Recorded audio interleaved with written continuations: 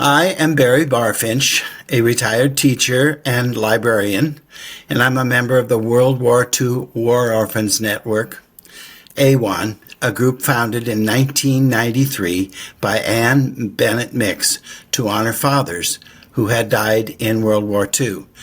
The War Department estimated that there were at least 180,000 orphans, even though most of us still had mothers.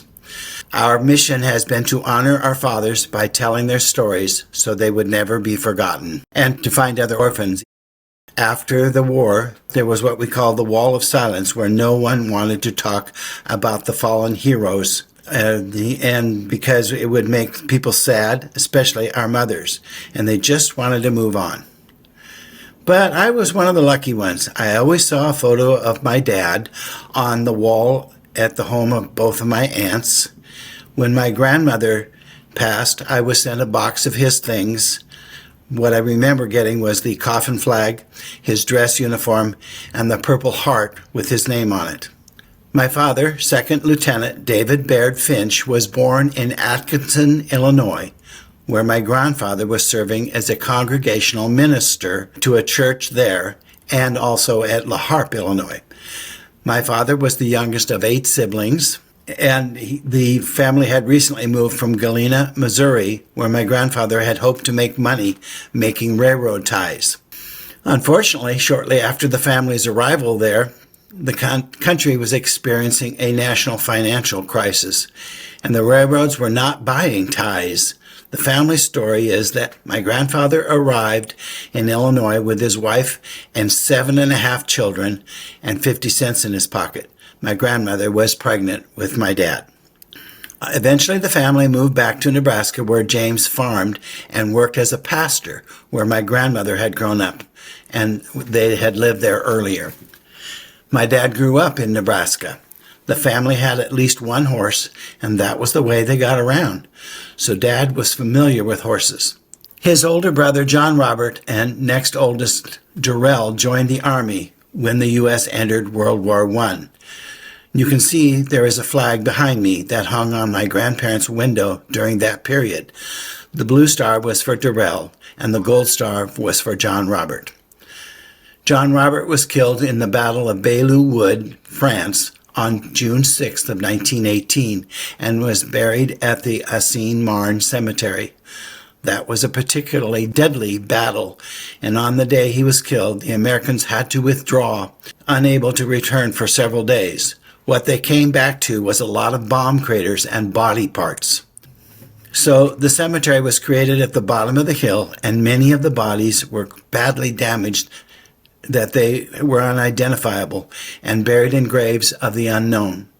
After the war, the U.S. government decided to send Gold Star mothers to visit graves of their sons in Europe. My grandmother was able to visit the cemetery and stood at a grave of the unknown in 1931.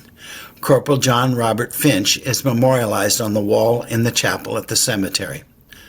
Darrell was injured by mustard gas and was on disability for the rest of his life. My dad was a student athlete.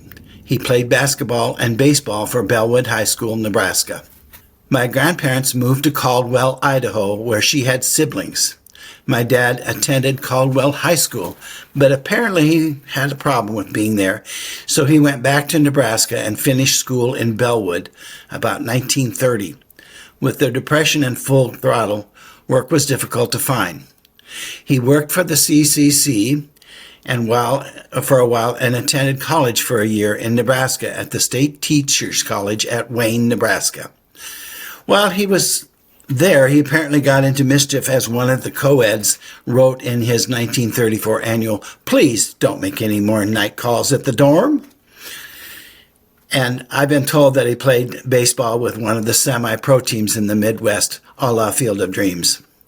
He moved back to Idaho to live with my grandparents, and in 1937 he joined the Idaho National Guard 116th Cavalry Unit.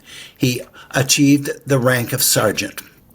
After the Japanese attacked Pearl Harbor in 1941, my dad was asked to resign from the National Guard and accept a commission from the Army. He went to Fort Benning for Officers Candidate School and became a second lieutenant. At the beginning of the war, the Army wasn't taking older men with families, and my dad was somewhat of an oddity since he was about 29 at the time and still unmarried. But they wanted older, more mature men because most of the single men were around 18 and 19 years old. After I joined AWON, I learned that I could send away for his records, which were in St. Louis. When I got them, they were singed around the edges from the fire that took place in the repository there. But I was able to learn a few facts about my dad's stateside training. The forts he was assigned to were Camp Walters, Texas, December 3rd, 1942 to January 18th, 1943, and Camp Adair, Oregon, from May 5th, 1943 to May 26th, 1943. I also learned that because there was that large gap between the two dates, he was in the hospital. A family member who had been in the military suggested that he probably was in the hospital with influenza. Apparently, guys who grew up on farms in small towns had no tolerance for bugs. When thrown in with a bunch of other men, and germs ran rampant. But in any event, while at Camp Adair, he was appointed platoon leader in the 17th Infantry, Company I. He remained in the 17th Infantry for the rest of his time in the military.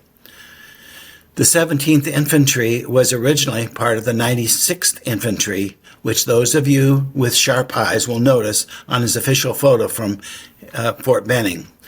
Well, at Camp Adair, his unit was sent to Adak Island in the Aleutians in July of 1943. There was a large contingent of the 7th Division and other units, along with Canadians there, training for the amphibious invasion of Kiska, which took place in 1943. While strong resistance was expected, the Japanese had evacuated the island previously in the fog. At some point in the process, his outfit was stationed at Fort Lewis right afterwards. And while stationed there, he met my mother, and they immediately fell for each other, even though he was actually engaged to another woman. They courted for a short while, long enough for her to get pregnant. By mid-September 1943, the 17th Infantry and its brother unit, the 7th Division, arrived in Oahu for amphibious invasions of small coral reef-bound islands and atolls, with the express goal of making their way to Tokyo. This was treacherous and therefore a very dangerous new kind of warfare. We had precious little experience with this type of operation, and the early campaign saw terrible casualties, such as at the island of Tarawa Atoll.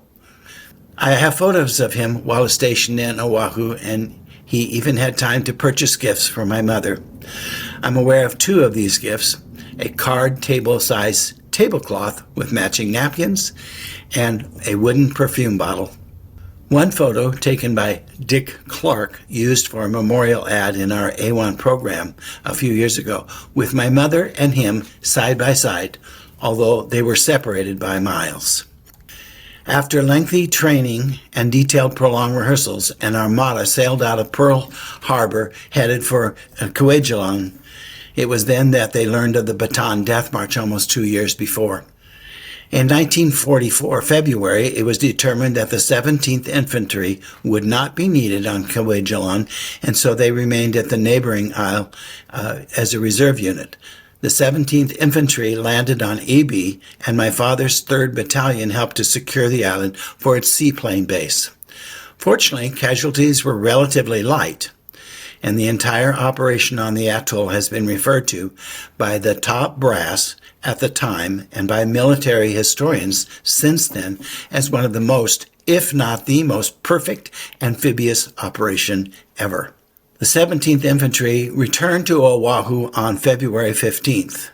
Because the victory they achieved, they were received a Conquering Heroes Atoll, and was considered to be the first seizure of territory that the Japanese held before the war began. During this time on Oahu, my dad came to Fort Lewis. He was able to finagle leave to marry my mother because she was 8 months pregnant. They were married on March 4th, 1944, at Fort Lawton in Seattle. Since she was very pregnant, there were 2 witnesses and no photographs. And of course, I was at the wedding, but I sure don't remember it. He got leave again to come to the hospital in Seattle when I was born March 27th.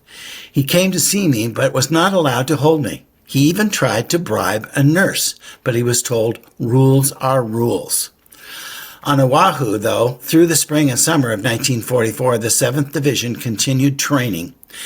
It became a part of the new 24th Corps and was reviewed by President Roosevelt in July near Schofield Barracks when he came to discuss the next phase of the war with Admiral Nimitz and General MacArthur. MacArthur believed that the Philippines must be liberated as a matter of national honor and not to be bypassed on the way to Tokyo. Nimitz, with the influence of the powers over him in Washington, D.C., thought Formosa, now Taiwan, was a more important case than the Philippines, but MacArthur prevailed and the 24th Corps, including the 7th Division and the 96th, was given to him for the invasion of Leyte. A month-long sea voyage began as the men left Oahu for the last time. The convoy passed the equator on October 1st, and on every ship, without exception, the ancient ceremony of the crossing of the line occurred, in which those who had not crossed the equator before endured various forms of hazing and initiation into the Order of the Deep. For that one brief day, the war was largely forgotten in the hilarity and humiliation, and the old rivalry between the Army and the Navy was set aside. When they arrived in the South Pacific, they landed on the Solomon Islands, where they had trained more after doing some cleaning up. On October 20, 1944, the men under MacArthur's leadership began landing on the eastern shores on Red Beach. My dad's outfit landed on Blue Beach. The Japanese only had one division on the Leyte at the time, but they subsequently sent many thousands of additional troops. Because of the light Japanese presence, the landing went reasonably smoothly. And then 3 days later, on the 23rd, the Leyte Gulf battle took place, and the Japanese Navy was pretty much eliminated as a force. The Americans began moving inland pretty quickly, but in addition to Japanese resistance, they were severely affected by weather. A typhoon hit them on November 10th, and the rain was very intense. The foxholes and other low spots filled up with water, and their clothing began to rot. As you may be aware, the Japanese resistance was ingrained into them. As a matter of honor, they were not inclined to surrender, so each foot of ground was never given up without a major fight. In the words of his captain, David Hutchinson, to my family, November 13, 1944, David was sent on a mission in the foothills west of Gairona on Leyte Island to determine the location and strength of enemy positions. The patrol had to cover ground thick with tall grass and bamboo thickets. Approaching a high ridge, they were suddenly hit by deadly machine gun fire and mortar fire as very close range. The enemy was strongly entrenched and well concealed by the thick brush. Realizing that he was greatly outnumbered and his position was extremely perilous, he started withdrawing his men to safety. To do this, he had to expose himself to enemy fire. He was hit by a sniper bullet and died almost instantly. The men he so bravely had given his life for brought him back to our lines. David was buried with full military honors in line with his religious faith and in the cemetery at Dulag. Captain Hutchinson went on to say, "You will be glad to know that David won the admiration of the officers and the respect and affection of his men by his sincerity, his courage, and cheerfulness." The telegram and 2 men in uniform appeared at our front door on December 19, 1944. My almost 7-year-old brother remembered that date and that incident. The Christmas tree was already up, and knowing my mother, the house was highly decorated. She took my brother and me to Hoquiam, Washington, where her mother was living, and my mother's siblings were also there, so she was not alone for the holidays. The cemetery at Dulag was one of 12 on Leyte. After the island had been secured from the enemy, all remains of deceased were moved to one cemetery on the island. After the war, all the remains were moved to Manila, where They remained until the families gave the government notice as to what their intentions were regarding their loved ones. My grandmother, who had lost her oldest son in World War I, decided my dad needed to be with his comrades there in Manila. I often wondered why she was making this decision and not my mother. But I learned from one of my AWON siblings that because my mother had by that time remarried, the choice went back to my grandmother. My grandmother became a Gold Star mother twice. After asking people who knew about such things, I realized she might just have been the only one, if not one of a very few. But I do know about one other, Edith Roosevelt, who lost one son in World War I and another in World War II. So my grandmother was in good company. My grandparents thought very highly of Teddy Roosevelt, and they named their second daughter Theodora because she was born about the same time that Teddy Roosevelt became president. Several years ago, a man by the name of Chuck Clark contacted me on Facebook and asked if I was the son of David Baird Finch. It turned out his father, Second Lieutenant Charles C. Clark, whom I referred to earlier, also known as Dick, and my father had met while they were on the boat to Alaska in July of 1943, and they became very good friends. Dick was in the Company K, and Dad was in the Company I of the 17th Infantry. They were in the same battalion, the 3rd, often abbreviated as 7/3. Both of their companies were called rifle companies.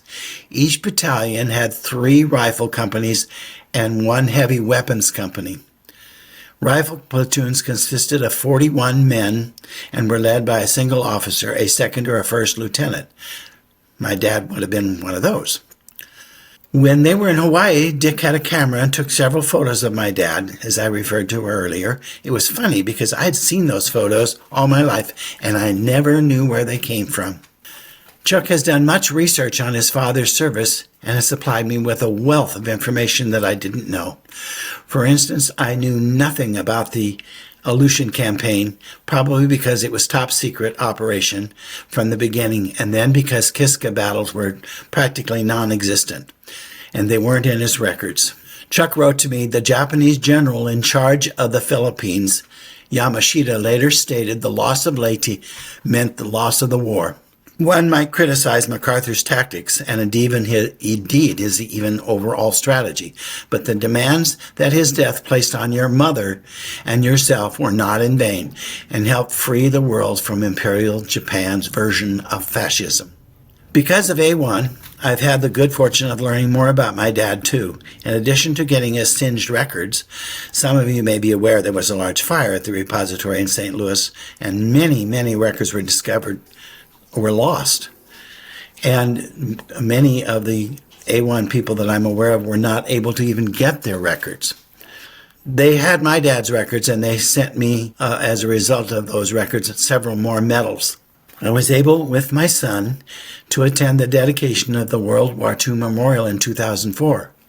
I will never forget walking into that large meeting room on the first day of our conference and seeing all of the fathers represented there on the wall, including my dad.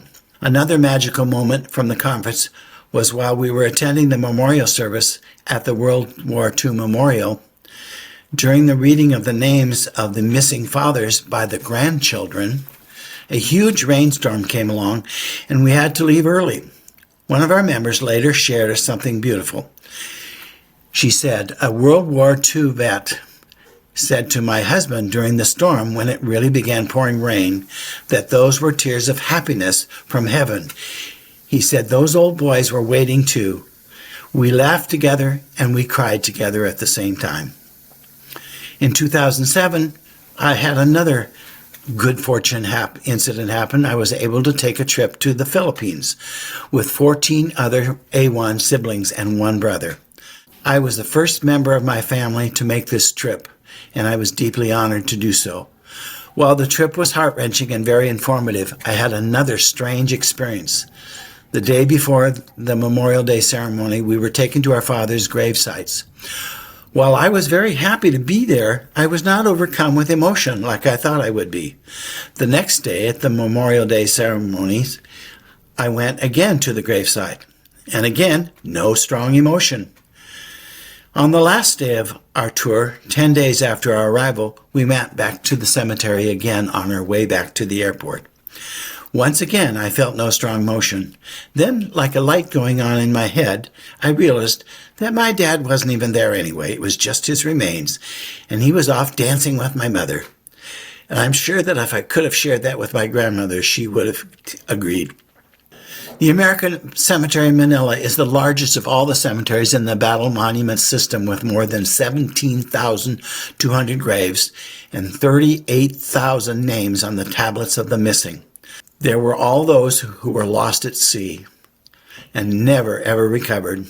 The graves of all those who died in the Western Pacific whose remains were not lost or sent back home. Another very memorable event happened when I arrived at the cemetery in Manila. We were greeted by Superintendent Larry, and I can't remember his last name, and Bert Kalau, the assistant superintendent. Bert loaned me 2 books that I was able to look through on our 10-day tour of the islands. He was a fantastic source of knowledge and has become a dear friend.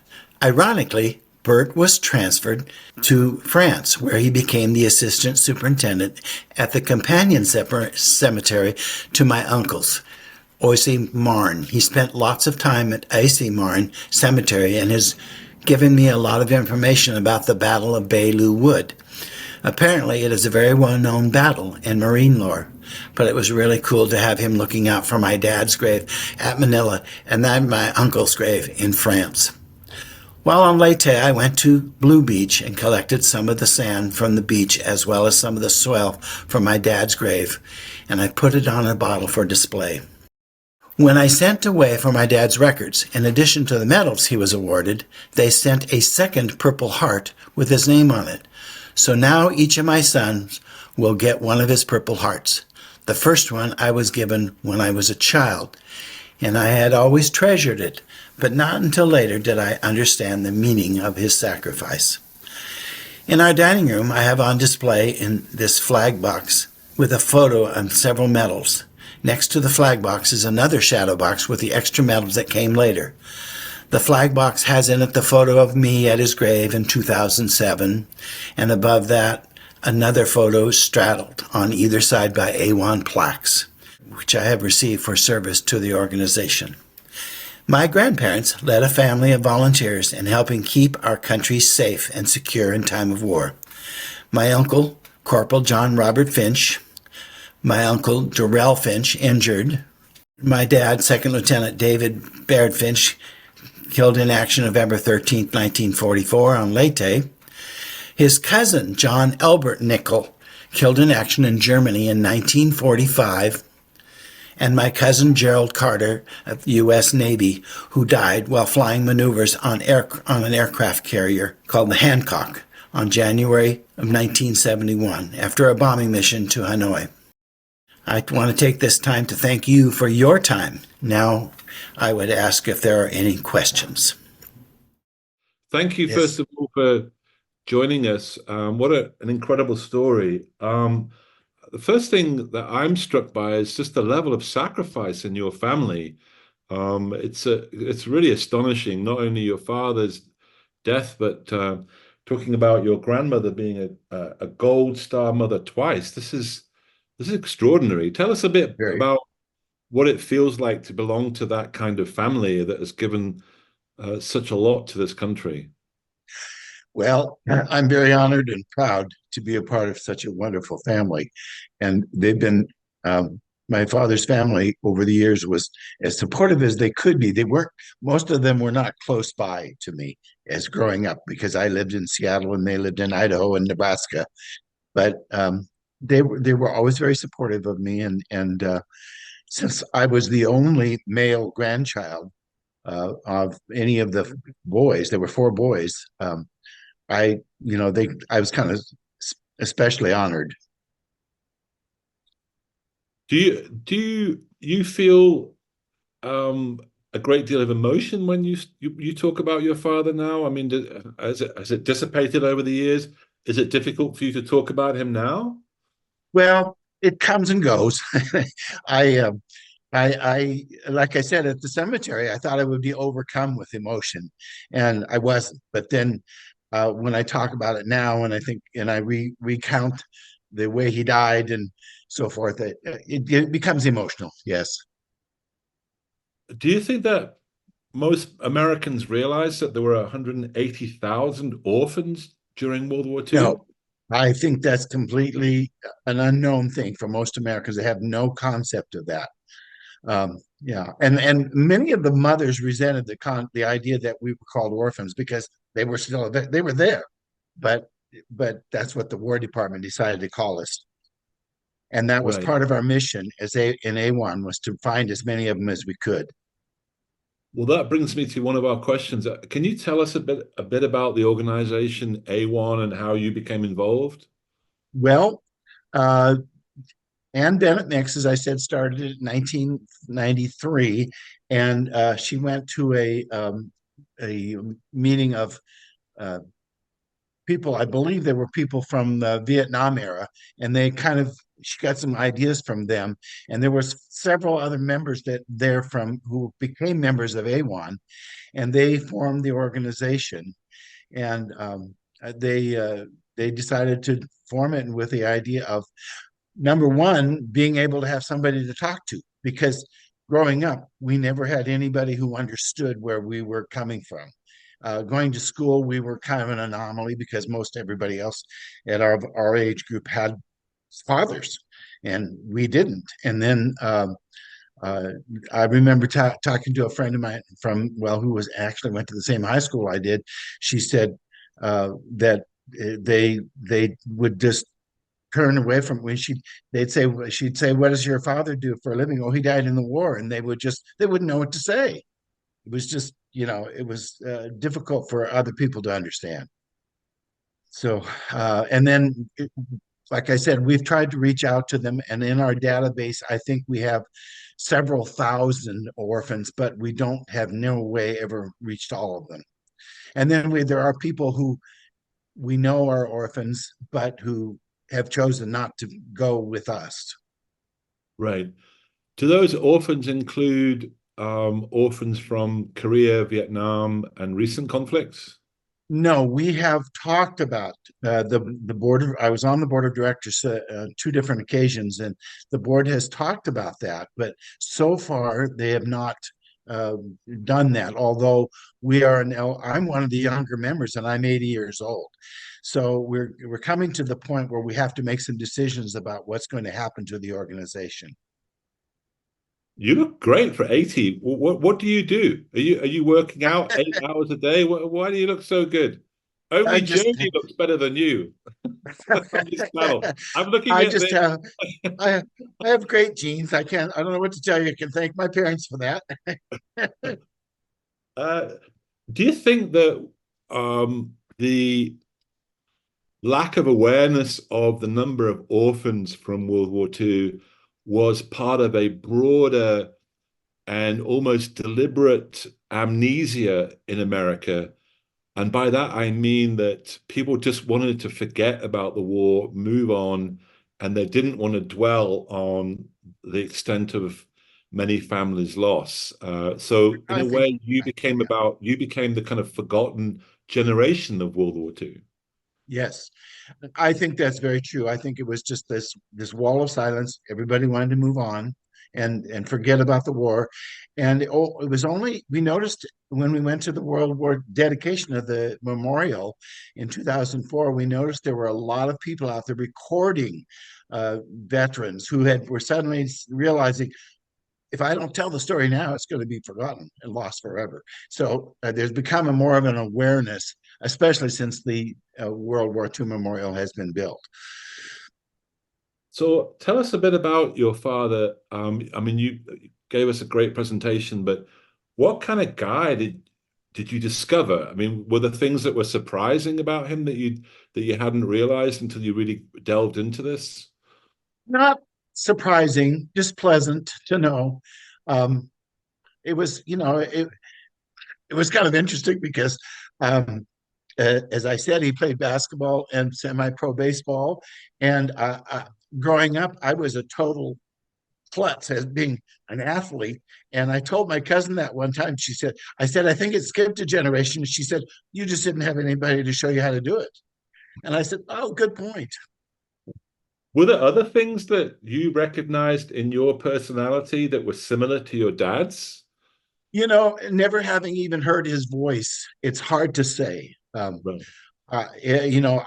I can only look at the photographs and the stories, and almost everybody who knew him is gone now. So I don't have any way to be able to uh, really answer that question. I can only So, guess. so tell us about your grandmother then. I mean, did you know her very No, intimate? she lived in Caldwell, Idaho, while I was growing up, and I only saw her twice in my whole life. And she came because my aunts lived in Seattle. She would come to visit them a couple of times. Interestingly enough, I ran across a photograph of her birthday was on December 25th. And so I ran across a photograph of all my cousins that lived close by uh, at her birthday party, but I wasn't there because my mother had taken me to Hoquiam to be with her family. So I missed out on that. But I'm sure I know there were times when I got to see my grandmother when she would come to visit, but I only remember seeing her twice. We have yet again, we have to give a shout out to Elaine, who's definitely our star questioner. And she states, I am astounded that rules prevented your father from holding his newborn, you. And she says, how very sad. Sometimes rules need to be broken. Where was the compassion? Why did you mention that? I mean, obviously, perhaps you feel like you would But have liked to have been held once by your father, yeah? well, because that was a sad thing for him that he never got to Yes. hold me. And also, that hospital, Swedish hospital in Seattle, celebrated their 100th anniversary a few years ago, and they wanted people to tell their stories. And I told them that story, and the woman who answered my message said, "That's terrible." So apparently, and that had some impact on the way they recorded history. So, which I'm glad. Let's go to some of your father's combat experiences. Did you find out anything about the combat that he experienced? Were there any accounts that you came across that gave you I a feel for that? No, yeah, what I shared about how he died was in a letter from his captain to my mother, and I think he also sent one to my copy to my grandmother, because they wrote lots of letters wanting to know exactly what happened. But other than that, no, there's not a lot happening. Now, my friend Chuck, whose dad was Dick Clark, took those pictures, is doing a lot of research and writing a book. So some of that stuff, especially about the Aleutian campaign, I learned from him, and some of the stuff about the battles I've learned from Bert Cloud, who was the superintendent at the Manila Cemetery. So I really didn't know anything about the battles until I started hearing about that after I joined AWON in 2000. Right. People forget that the Aleutians was an interesting campaign. It actually took place on so-called American soil, if you like. Absolutely. People Yep. forget that, you know? Yep. Well, I never even knew it until Chuck told me that. Right. So how do you feel about MacArthur? I mean, are you a fan? Are you somewhat ambivalent? What? Oh, it's an interesting situation.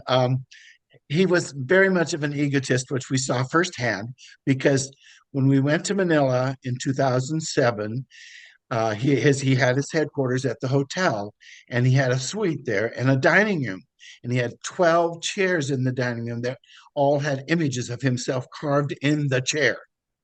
And when they started rebuilding the Philippines, they did everything they could to reproduce what it was before the war. And that was one of the things they did. Craftsmen recreated that dining room set. And I thought, oh, this is really crazy. So your opinions of MacArthur are somewhat similar to everybody else's, which is that he was a supreme egomaniac. Amen.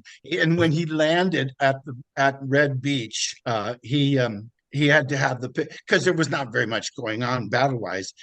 Sure. He had to have his picture taken several times because he wanted to make sure they got the right photos. So, These are the famous photographs of yes, MacArthur. yes. Uh-huh. Uh, so I wanted to ask you about your own childhood. Did you really feel the absence of a father, or did you have another father figure when you were growing up? My mother remarried, as I said in the presentation, shortly after after the war ended. She married a lieutenant commander he had served in World War I and World War II, and he'd been a family friend. And she married him because she thought he would provide security for us.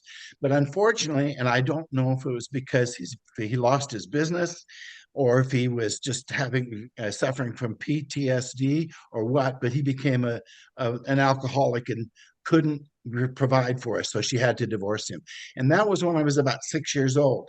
But I had a funny story about that happen. I had kind of blocked him out for a long time because my mother had told me that he was an alcoholic, and I just thought, okay, I didn't think too much about it. And then I saw a photograph of him one day when I was well into my 40s, and it brought back this of him and me, and it brought back this flood of memories of the things he did. So he did the daddy things with me. He took me to my first day of school. I remember I was signing up for kindergarten, and I went in the morning, and then I had to go home. And I said, "Why am I going have to go home? Why can't I stay at school?" And they said, "Oh, you don't go until the afternoon." But he took me there. He took me to his office. He took me. We had access to the Naval Air Station in Seattle, to the beach, so he took us there, and he did all those daddy things with me until he could no longer do them. So it was a pleasant experience up until that point. But then after that, it was pretty lonely. Right. Okay. What was your mum like? I mean, I should add, how did your parents meet? I mean, how did your dad meet your mum? Did she tell you about I'm the not, date? I never, that's one of those questions I never really asked. I should have asked, but I never did. She had a really good friend who she hung out with. They had met at work together, and they worked for a couple of Italians who were building some kind of boat for the war effort in downtown Seattle. And these two brothers were always arguing. So the two ladies sat up in the front office filing their nails because they didn't have anything to do. So they shared, and I think she's the one that introduced them or got them together somehow. So And she was one of the yeah. witnesses at the wedding, by the way. Oh, wow. Okay. Yeah. And no photographs, no photographs, No no. photographs of the wedding. I have one photograph of them in a photo booth together. Right. Well, I got married in Las Vegas and we didn't have any photographs or witnesses. How about that? Well, don't you have to have at least one witness Well, that was the guy that married us. He said it was, perform the ceremony? Yeah. yeah. Anyway, when did you get interested in? We have a question from Colin. When did you actually get really interested in your father's story and researching it carefully? Well, I think it happened in conjunction with joining AWON and talking to other people. Right. And it was kind of funny because we'd been hearing about, Margraten has a huge following of war orphans there. And we kept hearing about these Margraten kids. And so finally, those of us who had fathers that were memorialized or buried in the Philippines got together and said, we need to take a trip to the Philippines. So we did. And we even had shirts. I could have shared one of those pictures of us with our shirts on. But so, yeah, it kind of was a gradual experience in learning. And then meeting Chuck Clark on the internet was a godsend. It was just amazing. And then Bert was also. So those are the two things that really kind of catapulted me into the learning about it and sharing it. And fortunately, both of my sons are very interested in it. Um, uh, your mention of Margraten reminded me that we were with friends. We did a Last Battles tour, Market Garden, Hurtgen Forest, Battle of the Bulge, and then crossing the Rhine at Remagen. And just recently, obviously in Holland, they've commemorated the 80th anniversary of Operation Market Garden. Market Garden, yeah. Yeah, and Margraten, they actually have what are called flower children.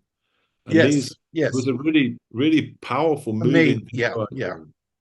They've Um, adopted all the grave, every single grave and every name on the wall have been adopted. And there's actually a waiting list right. for people to do it.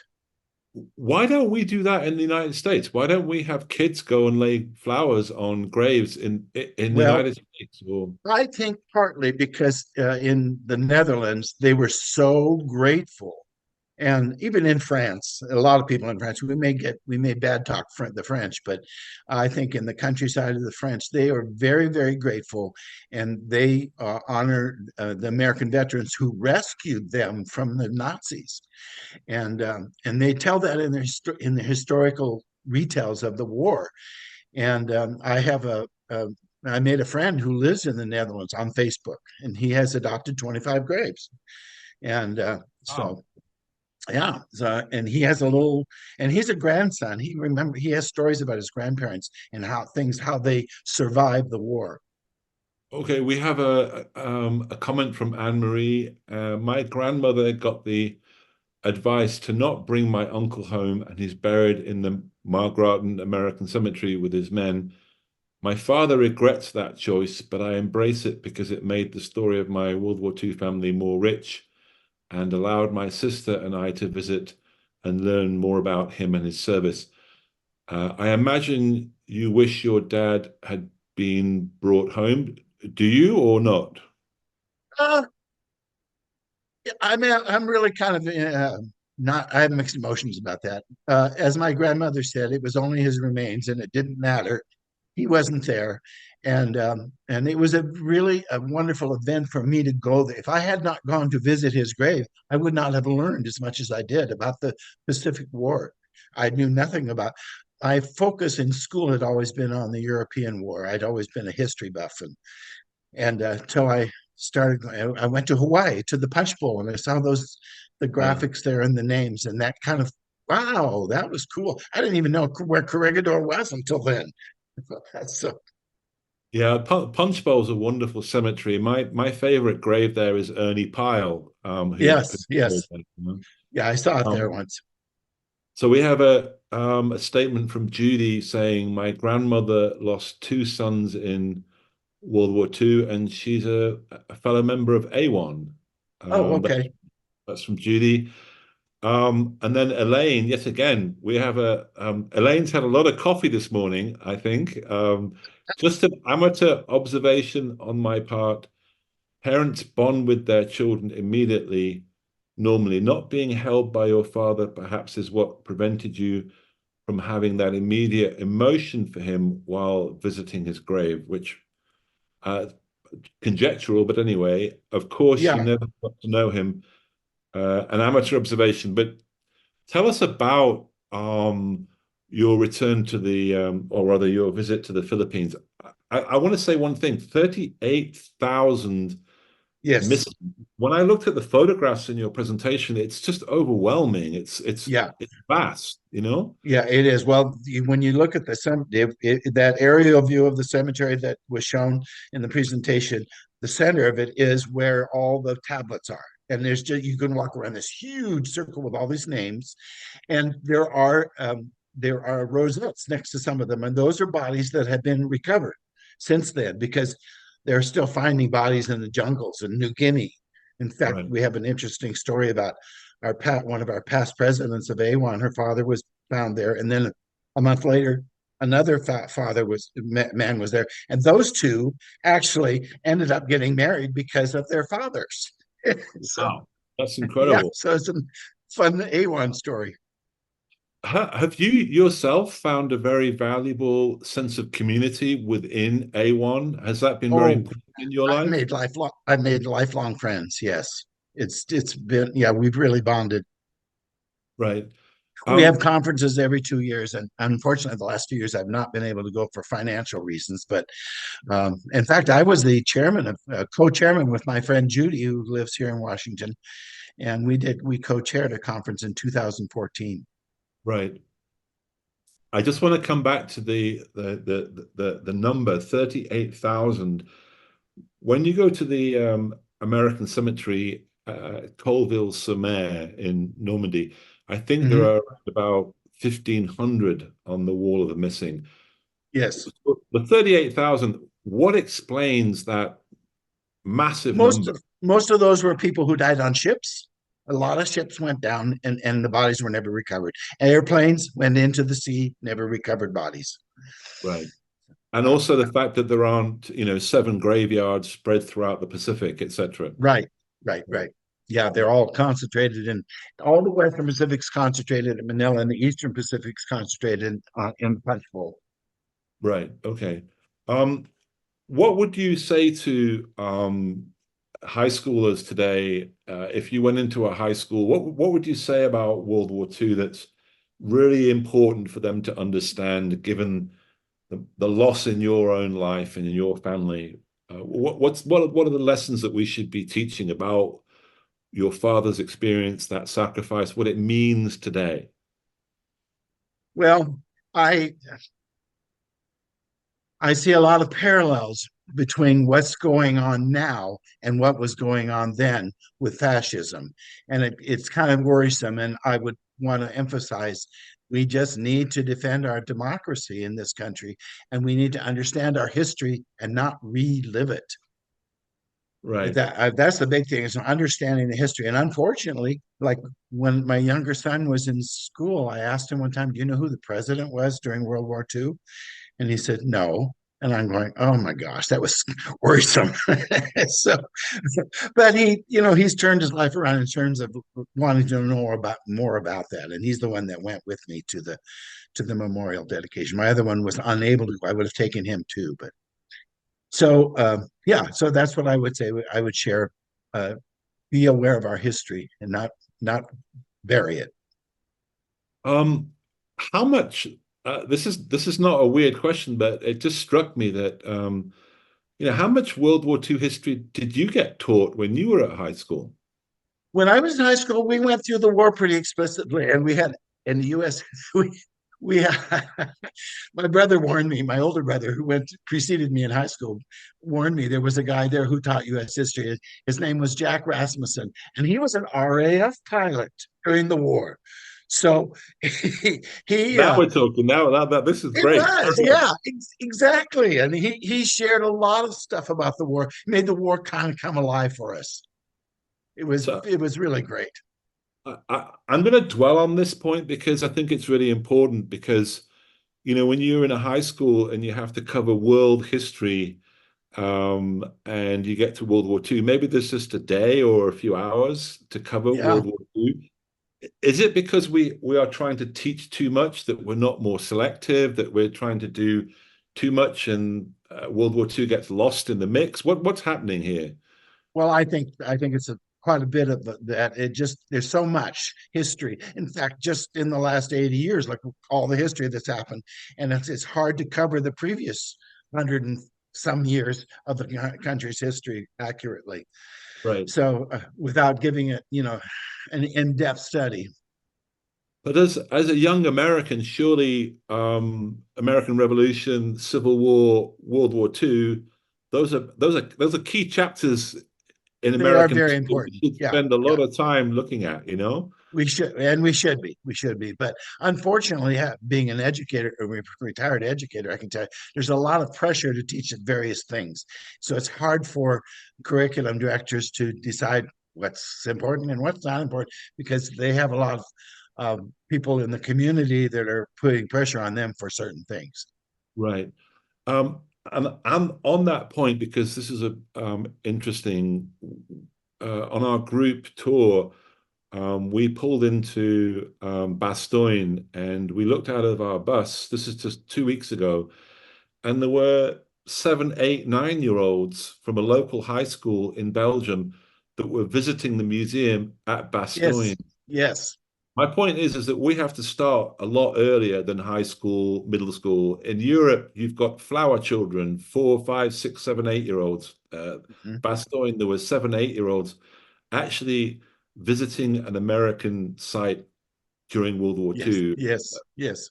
You know, in a way, they have the great advantage that they live where those battles where World War II was fought, you know? Mm-hmm. Okay, so we have here Anne Marie, and she's saying, I teach world history to freshmen. I could do a month and sometimes do, and they get World War II again in US history class. So some people are fighting the good fight and teaching World War II extensively. Is there anything that you would like to tell us about your father that you haven't mentioned? Anything that you'd like to emphasize about why his story is important and why you've told it to us today? I can't think of anything specifically that I haven't shared with you, but I just thoroughly enjoy sharing my father's story, and I don't want him to ever be forgotten. Right. Well, we hope he isn't forgotten either. He's a very every story from World War II from those over 400,000 Amen. Yeah. Americans is important. Lastly, I want to ask you about your visit to the World War II Memorial. What does it symbolize to you, and why was it so moving and important to you to visit that place?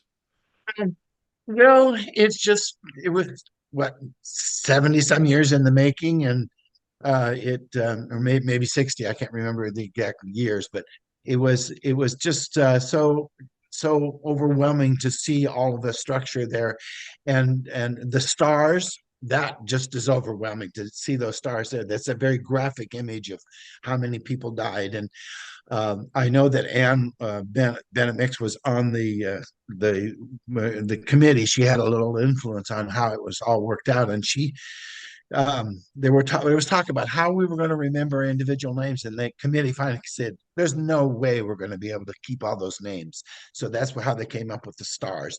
And now we're doing what you're doing is focusing on stories. Um, and yeah, it's just there's too many names to even be to remember.